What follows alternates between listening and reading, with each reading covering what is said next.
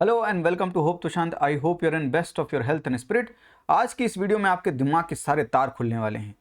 आज मैं आपको इस छोटी सी वीडियो में जितनी भी फिलॉसफीज आप पढ़ते हैं जो एग्जाम के पर्सपेक्टिव से बहुत इंपॉर्टेंट है, वो फिलॉसफीज मैं आपको सारी बता दूंगा और उसमें क्या पढ़ना है वो भी समझा दूंगा।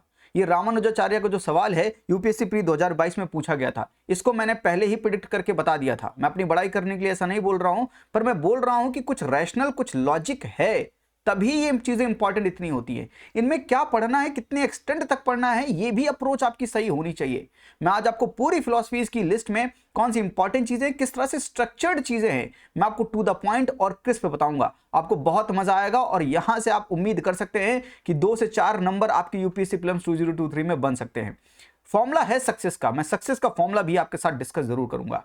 तो आइए शुरुआत करते हैं इस वीडियो की और आपको समझाता हूं मैं कि ये चीजें इंपॉर्टेंट क्यों हैं और क्या इंपॉर्टेंट हो सकता है। मैं पूरा पढ़ाऊंगा भी आपको। चलिए शुरुआत करते हैं। सबसे पहले समझिए कि यूपीएससी का कोई थीम है क्या। भक्ति मूवमेंट बड़ा थीम है, बड़ा इंपॉर्टेंट है भक्ति मूवमेंट। बहुत ढेर सारे प्रीवियस ईयर क्वेश्चंस वहां पर पूछे गए। जैसे कि भक्ति मूवमेंट में पहले आप देखिए शंकराचार्य की बात होती है, रामानुजाचार्य की बात होती है, निम्बकाचार्य की बात होती है, माधवाचार्य की, वल्लभाचार्य की, बसवन्ना। अभी आपको सब समझ में आएगा, सब कुछ कनेक्ट होगा। अगर आपने प्रिडिक्ट द अनप्रिडिक्टेबल सीरीज देखी है, जिसकी प्लेलिस्ट में आप जाओगे तो आपको पूरी वीडियोस मिल जाएंगी, बहुत इंपॉर्टेंट है इस बार के पर्सपेक्टिव से।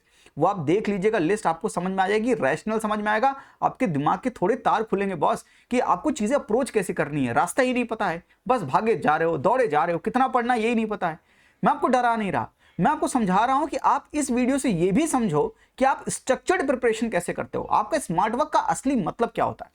रामानुजाचार्य, निम्बकाचार्य, माधवाचार्य, वल्लभाचार्य, बसवन्ना, रामानंदा, ये सब क्या है। कबीर, गुरु नानक, मीराबाई, चैतन्य महाप्रभु, तुलसीदास, दादू दयाल, शंकर देव, ज्ञानेश्वर, एकनाथ, नामदेव, तुकाराम, ये सब क्या है, भक्ति मूवमेंट के सेंट हैं। यस, तो भक्ति मूवमेंट से सारे लोग जुड़े हैं। यूपीएससी का फोकस भक्ति मूवमेंट पर है, ये मैं कैसे प्रूव कर रहा हूं। रामानुजाचार्य से तो मैंने सवाल आपको दिखा दिया, यूपीएससी प्री 2022 में पूछा गया था, लेटेस्ट सवाल हमने बता भी दिया था। ये दोबारा इंपॉर्टेंट है, मैं बताऊंगा क्यों ये दोबारा इंपॉर्टेंट है, इसकी रिपीट होने की प्रोबेबिलिटी क्यों। इसलिए इंपॉर्टेंट है क्योंकि union home ministry and corporation, home and corporation minister Shri Amit Shah unveiled a statue of peace of Swami Ramanujacharya in Srinagar, Jammu and Kashmir through video conferencing today.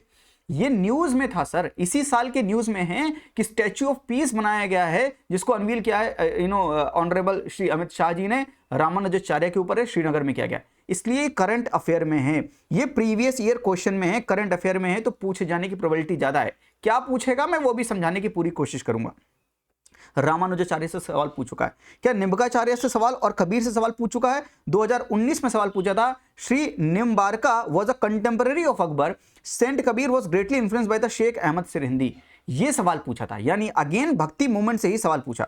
क्या गुरु नानक दादू दयाल के बारे में सवाल पूछा, 2013 में पूछा था, बैक इन द डेज। भक्ति सेंट्स दादू दयाल, गुरु नानक, त्यागराज, कौन से इसमें भक्ति सेंट है। Bhakti saints who among the above are preaching when Lodi dynasty fell and Babur took over. तो उस समय कौन प्रीच कर रहा था, उसके हिसाब से सवाल पूछा 2013 में। क्या यहां से सवाल पूछा है, आंसर इज यस। क्या तानसेन के बारे में सवाल पूछा है, तानसेन के बारे में भी सवाल पूछा है। मैं बस एक्स्ट्रा लगा के ले आया हूं कि तानसेन के बारे में भी सवाल पूछा है। तो भक्ति एक मोमेंट, एक बड़ा इंपॉर्टेंट थीम है। जब तक आप यूपीएससी की प्री को समझोगे नहीं, थीम से नहीं समझोगे, तो आपका रिवीजन प्रॉपर नहीं हो पाएगा।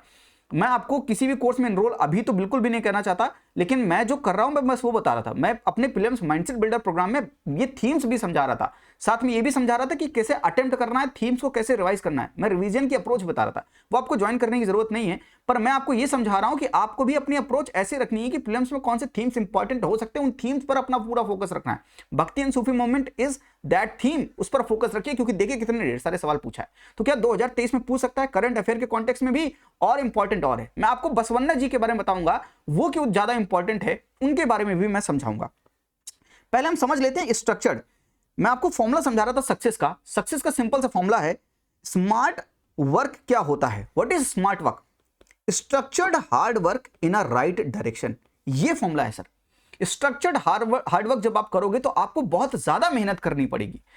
Smart work does not mean short work, गलत फहमी है लोगों को। स्मार्ट वर्क का मतलब है कि बहुत ज्यादा हार्ड वर्क करना पड़ता है, वो भी राइट डायरेक्शन में। सही डायरेक्शन में काम नहीं करोगे तो रिजल्ट नहीं मिलेगा आपको। ये सक्सेस का फॉर्मूला आपको अप्लाई करेंगे। ये स्ट्रक्चर्ड हार्ड वर्क किसे कहते हैं, हमने पढ़ा कि रामानुजाचार्य आता है, उनका फिलॉसफी विशिष्टवाद है। विशिष्ट अद्वैतवाद है। ये कहां पर है, किस स्ट्रक्चर में फिट होती है, वो स्ट्रक्चर तो पता होना चाहिए। हमें स्ट्रक्चर ही नहीं पता है। आइए मैं आपको स्ट्रक्चर समझाता हूं। सबसे ऊपर वेदास हैं, उसके ऊपर कमेंट्रीज हैं जिसे हम ब्रह्मनाज बोलते हैं। फिर अरण्यकाज होते हैं जहां पर हम जंगल में जाते हैं, वानप्रस्थ में जाते हैं। तो 4 स्टेज होते हैं। ब्रह्मचर्य होता है, गृहस्थ होता है, वानप्रस्थ होता है, संन्यास होता है। ब्रह्मचर्य में हम पढ़ाई करते हैं, वानप्रस्थ में शादी वादी करके सुख भोगते हैं, गृहस्थ में, वानप्रस्थ में जंगल में चले जाते हैं, और संन्यास में एकदम फिर सभी चीजों से, मटेरियलिज्म वर्ड से हम अपना पीछा छुड़ा लेते हैं। ये 4 स्टेज हैं। अरण्यकाज क्या है, वानप्रस्थ वाली स्टेज के बारे में बात है। उपनिषद क्या है, उपनिषद का मतलब है कि सिट नियर द गुरु, गुरु के नियर बैठकर, वो भी गुरु के नीचे बैठकर, है ना। क्योंकि जब भी आप समझिए कि कुछ लोग कहते हैं कि अरे गुरु गुरु क्या, तो आप मेरी बात समझो, अगर आप गुरु के ऊपर बैठ जाओगे तो कभी आपके पास नॉलेज आ नहीं पाएगी। पानी जब भी गिरेगा तो हाई पोटेंशियल से लोअर पोटेंशियल की तरफ गिरेगा, यानी ऊपर से नीचे ही गिरेगा पानी। जब भी ज्ञान की धारा बहेगी तो आपको हमेशा नीचे बैठना चाहिए। नीचे बैठेंगे तो जो गुरु ज्ञान दे रहा है वो आपके पास आएगा। अगर गुरु से ऊपर अपने आप को समझेंगे, अपना ईगो ऊपर करेंगे, तो कभी वो ज्ञान ग्रहण नहीं कर पाएंगे। बस बता रहा था उपनिषद में क्यों बोलते हैं सिट नियर द गुरु, गुरु के पास बैठो, नीचे बैठो, गुरु अपना ज्ञान देगा। तो उपनिषद है वो, ये स्टेज होते हैं, वेदास, ब्रह्मनास, अरण्यक और उपनिषद।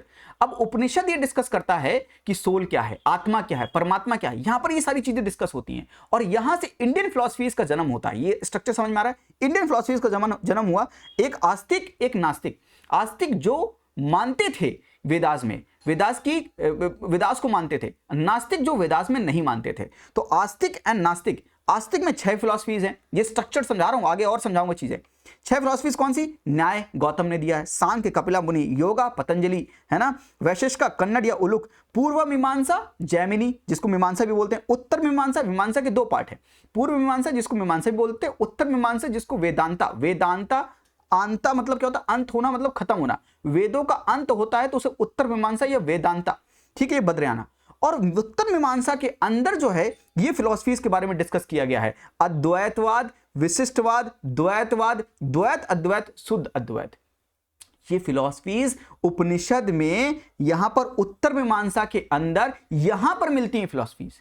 ये स्ट्रक्चर तैयार होना चाहिए।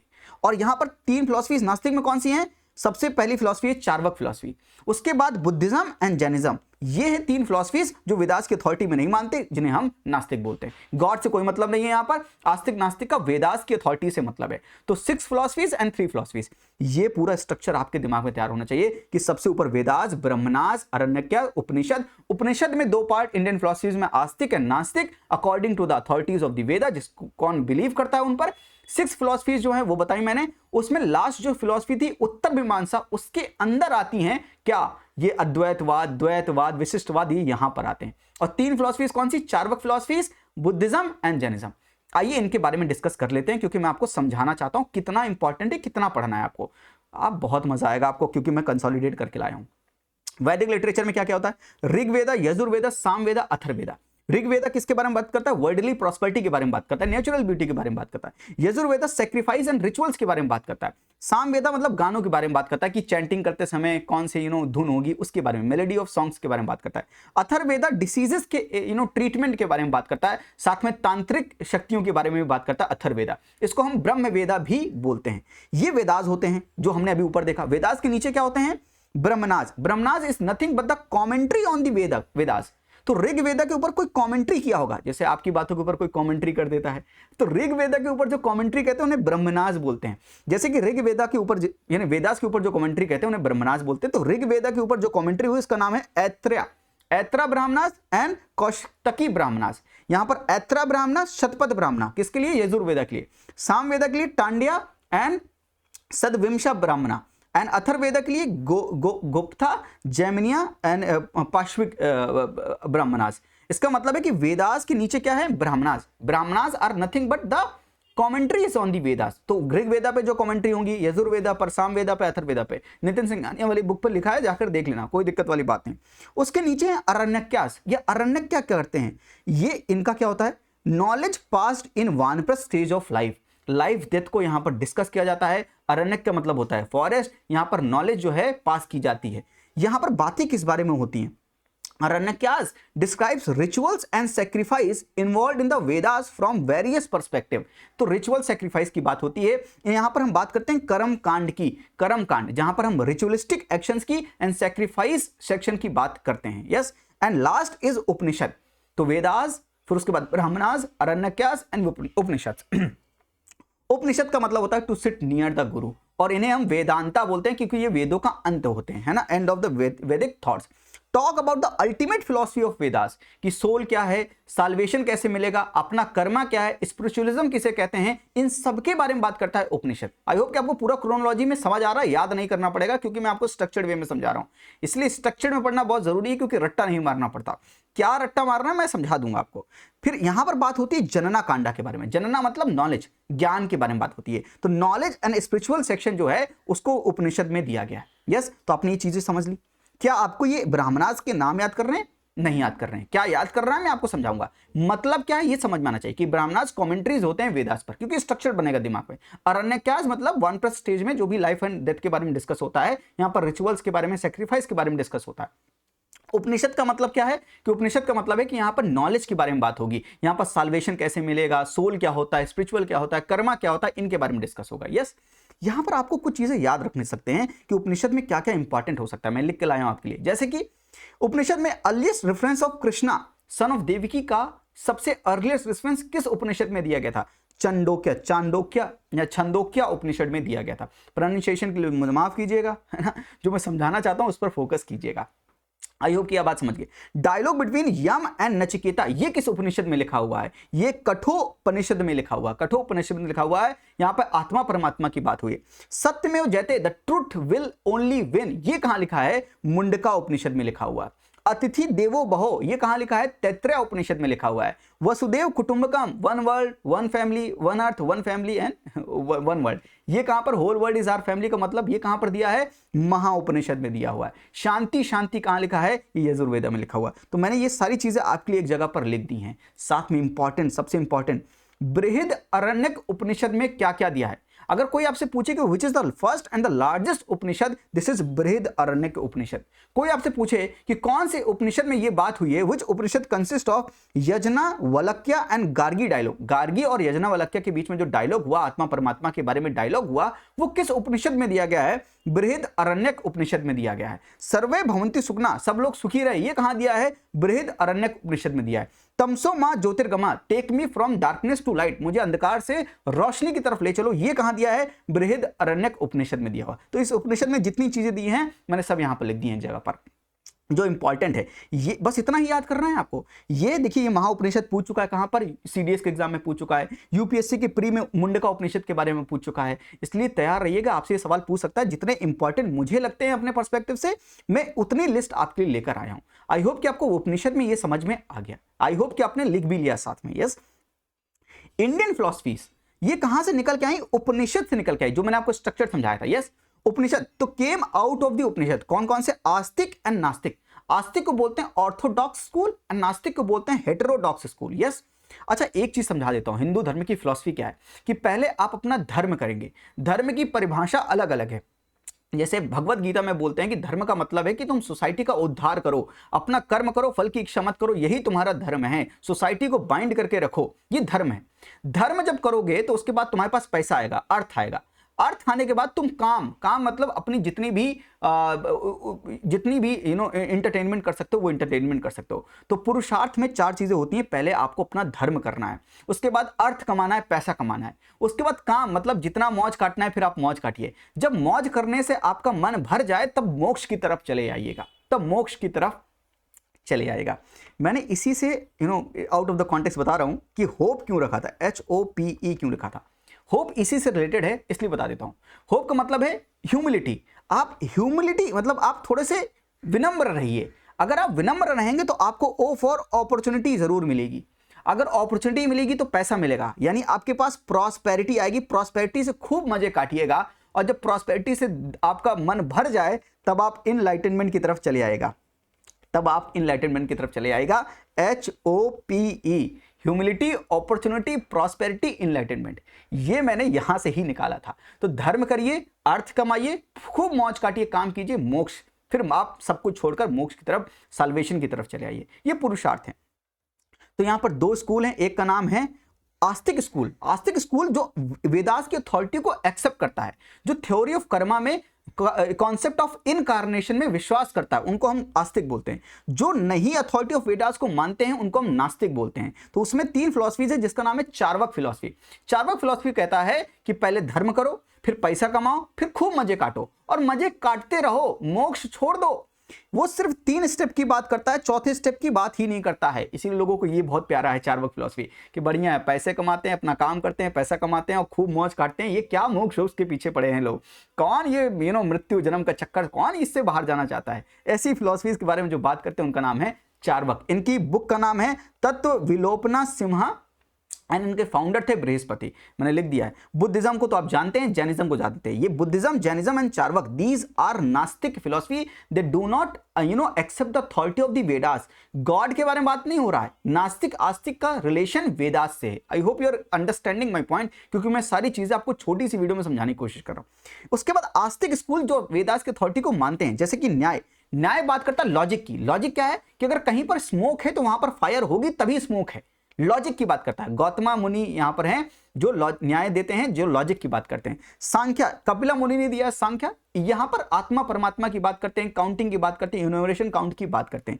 योगा, यहां पर हम मेडिटेशन की बात करते हैं, माइंड बॉडी की यूनिटी के बारे में बात करते हैं, मेडिटेशन के बारे में बात करते हैं। वैशिष्ट का कन्नड़ और उलुक ने दिया है। यहां पर हम एटॉमिक स्ट्रक्चर की बात करते हैं, हिग्स बोसोन पार्टिकल, यहां पर एटॉमिक स्ट्रक्चर की बात करते हैं। पूर्व मीमांसा, यहां पर हम वैदिक रिचुअल्स की बात करते हैं, जैमिनी ने दिया है। एंड उत्तर मीमांसा बद्रयाना ने दिया है, जहां पर हम वेदांतिक फिलॉसफीज की बात करते हैं। वेदांतिक फिलॉसफीज जो यहां पर सब ब्रांचेस ऑफ वेदांता जाएंगी, अद्वैतवाद, विशिष्टवादी में समझाऊंगा। कितना आपको पढ़ना है उतना ही पढ़िएगा, उतना ही आपको फायदा भी देगा। क्या यूपीएससी आस्तिक फिलॉसफीज में इंटरेस्टेड है? Answer is yes. 2013 का आप प्रीवियस ईयर क्वेश्चन देखिए, सांख्य के ऊपर सवाल पूछा है। कौन सी 6 सिस्टम ऑफ इंडियन फिलॉसफीज नहीं है, ऐसा 2014 में सवाल पूछा। तो 2013-14 में सवाल पूछता था। क्या 2013-14 के सवाल यूपीएससी रिपीट कर रहा है? जाके इकोनॉमी के सवाल, कई सवाल ऐसे देखो जो 2013-14 के हैं, UPSC as it is repeat कर रहा है। वो एक सवाल था एनवायरमेंट में कि एसिड रेन किसकी वजह से होगी, वो सवाल रिपीटेड था। यहां पर 2013 का मोस्ट इन्फ्लेशनरी किससे होगा, उसकी वो इकोनॉमी का सवाल रिपीटेड था। ऐसे बहुत से सवाल है जो रिपीटेड है। क्या यहां से इस फिलॉसफी से रिपीट हो सकता है? आंसर इज एब्सोल्युटली यस, पढ़कर जाना है। अब यहां पर आते हैं कि हमको ये 6 ब्रांचेस ऑफ वेदांता है। अद्वैतवाद, द्वैत, विशिष्ट अद्वैत, द्वैतवाद, द्वैत अद्वैत एंड शुद्ध अद्वैत। इनमें पढ़ना क्या है? जो मैं आपको समझाऊं उतना ही पढ़ना है, जो मैं आपको बोलूं उतना ही समझिएगा। एग्जाम के दौरान जितना समझना है आपको उतना समझेंगे तो आप फायदे में रहेंगे, क्योंकि नंबर चाहिए आपको इस समय पर, है ना। इन फिलॉसफीज में बहुत गहराई है, इनको अगर सोचने बैठेंगे तो फिर सोचते ही रह जाएंगे। मैं कोशिश करूंगा कितना आपको पढ़ना है। अद्वैतवाद, अद्वैतवाद श्री शंकराचार्य ने दिया। यहां पर ये शिवा के फॉलोअर थे। शंकराचार्य 9th सेंचुरी में थे, है ना, 9th सेंचुरी इनका टाइम पीरियड है। मोनिज्म की बात करते हैं, मतलब ये बोलते हैं कि आत्मा और परमात्मा दोनों अलग अलग नहीं है, दोनों एक ही हैं। अगर आपने मेरी पिछली वीडियोस देखी हो तो मैंने आपको राधा कृष्ण का एक जिक्र दिया था, जहां पर मैंने बोला था कि राधा जी बोल रही थी कि नहीं मुझे आपसे शादी करनी है, शादी करनी है, शादी करनी है। तो कृष्ण ने बोला कि शादी करनी तो है, लेकिन मैं शादी करूं किससे? क्योंकि राधा, मैं और तुम एक ही हैं। अगर हम दो नहीं हैं तो हम शादी किससे करें? शादी तो दो लोगों के बीच में होती है। राधा और कृष्ण एक ही हैं तो शादी किससे होगी? समझ रहे हैं मेरी बात? तो वही बात सेम यहां पर शंकराचार्य बोल रहे हैं कि आत्मा परमात्मा एक ही हैं, हम दोनों एक ही हैं। इसलिए उसके आगे देखिए, मैं आपको जितना बता रहा हूं उतना समझिएगा, है ना। बाकी फिलॉसफी जो ज्यादा पढ़ चुके हैं, आपका इंटरप्रिटेशन अलग हो सकता है, लेकिन यहां पर जितना रिक्वायर्ड है मैं उतना समझाने की कोशिश कर रहा हूं। मुझसे कोई गलती हो जाए तो माफ कर देना, आप लोग बड़े हैं, फिलॉसफी बहुत पढ़ के बैठे हैं, ठीक है। जितना मैं समझाऊं उतना एग्जाम के पर्सपेक्टिव से समझ लो। तो शंकराचार्य बोलते हैं कि दो नहीं सिर्फ एक है। ये कौन से पाथ के बारे में बात की कि अगर साल्वेशन, मोक्ष मिलेगा तो किस रास्ते से मिलेगा? इन्होंने कहा कि ज्ञान मार्ग से मिलेगा। ये बोलते हैं कि अगर आत्मा और परमात्मा दोनों एक ही हैं, ब्रह्म और मैं अगर एक ही हैं, तो फिर मैं अपने आप को ब्रह्म के रूप में देख क्यों नहीं पाता? मैं देख इसलिए नहीं पाता क्योंकि मेरे पास वो ज्ञान नहीं है, मेरे पास वो दिमाग नहीं है कि मैं ब्रह्म को, ईश्वर को और अपने आप को एक ही समझूं। तो रास्ता क्या है? आप नॉलेज पा लें, ये जान लें कि वो और हम एक ही हैं। तो किस मार्ग की बात करते हैं? ज्ञान मार्ग की बात करते हैं। अगर मोक्ष चाहिए, लाइफ में साल्वेशन चाहिए, तो ज्ञान मार्ग से मिलेगा। और मोक्ष जो है मरने के बाद नहीं, मरने के बाद नहीं, जीवन में भी मिल सकता है। अगर जीवन में जीते हुए, लोग कहते हैं ना कि वैसे मरने के बाद आपको मोक्ष मिल जाएगा, यहां पर ये बोलते हैं मरने के बाद नहीं, जीवन में रहते हुए आपको मोक्ष मिल सकता है। कैसे कैसे मिल सकता है मोक्ष आपको? अगर जीवन में रहते आप ये समझ लें, ये जान लें, ये ज्ञान उत्पन्न कर लें कि ब्रह्म और मैं एक ही हैं, तो आप समझ जाएंगे कि ये जीवन में आपको सल्वेशन मिल गया। ये बात करते हैं अद्वैतवाद। अद्वैत, अद्वैत मतलब मोनोइज्म, डुअलिज्म नहीं है, यानी मोनोइज्म है, एक ही है। इसके बाद 12th सेंचुरी में रामानुजाचार्य आते हैं, ये विष्णु जी को मानते हैं। ये 12th सेंचुरी में यानी 1017 से 1173 तक रामानुजाचार्य रहते हैं। ये बोलते हैं अद्वैतवाद, क्योंकि यहां पर क्या है, विशिष्ट अद्वैत।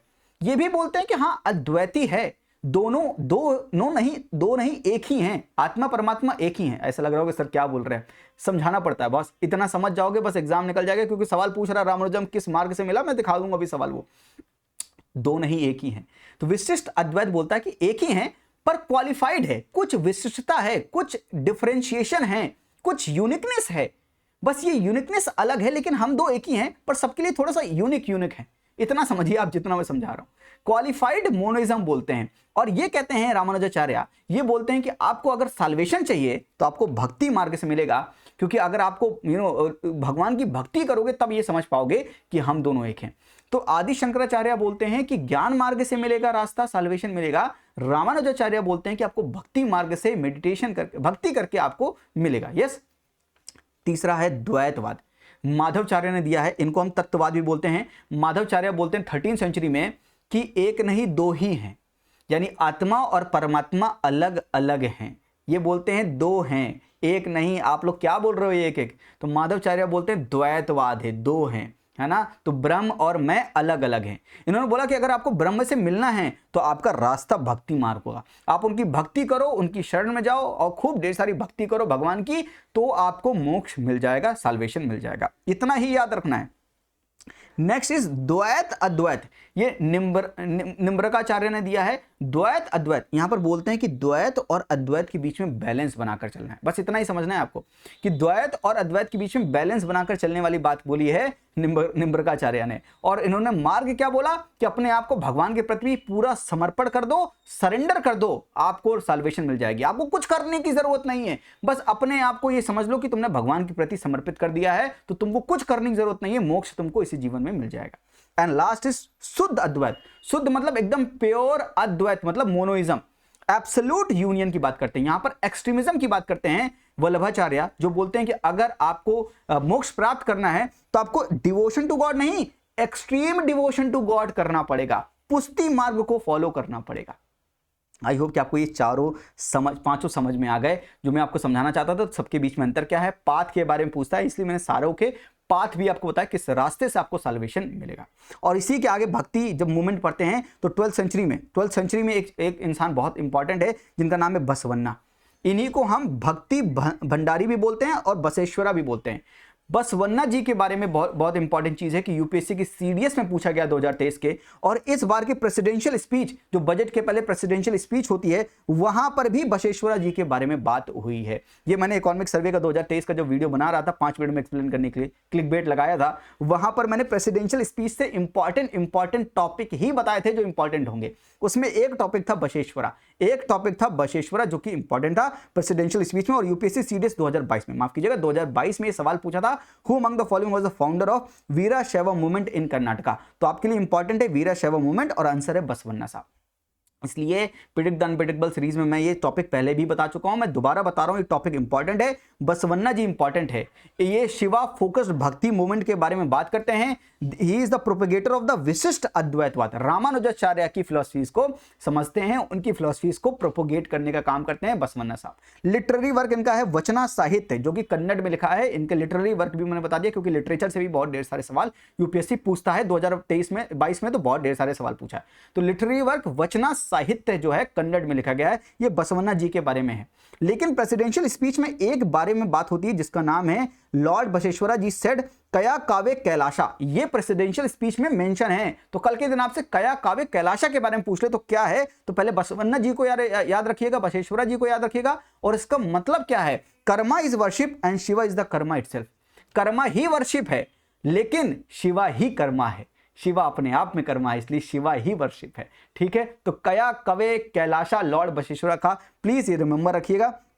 तो मैंने आपको बसवन्ना जी के बारे में इंपॉर्टेंट चीज बता दी, मैंने आपको ये भी समझा दिया कि कौन से आस्तिक नास्तिक और ये वेदांतिक फिलोसफी, ये स्ट्रक्चर्ड समझना बहुत जरूरी है, जो मैंने आपको स्ट्रक्चर्ड पूरा स्ट्रक्चर्ड फॉर्म में समझाया है, जो इंपॉर्टेंट चीजें मैंने आपको बताई हैं। थोड़ी सी वीडियो लंबी हो गई, लेकिन आई होप कि आप ये बात समझ गए कि ये टॉपिक्स क्यों इंपॉर्टेंट है। रामानुजाचार्य का देखिए क्या बोलते हैं कि इनकी philosophies which one of the following statement correctly represents the teaching of the Ramanuja, कौन सा है? Best means of solvation was devotion, best means of solvation was through meditation. तो डिवोशन है या मेडिटेशन है? आप मुझे कमेंट बॉक्स में बताइएगा इसका आंसर क्या होगा। और ये बसवेश्वर वीरशैव मूवमेंट के बारे में पूछा गया था।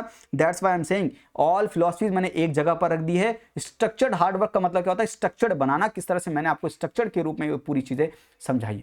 आई होप कि आपको मजा आया ये लेक्चर समझने में, ये पूरा मेहनत आपको समझ आई जो मैंने मेहनत आपके लिए की। देखिए लाइक शेयर सब्सक्राइब करना आपकी मर्जी है, मैं अपनी तरफ से पूरी कोशिश कर रहा हूं कि आपकी हेल्प कर पाऊं। आज के लिए इतना ही, थैंक यू, नमस्ते, जय हिंद, टेक केयर।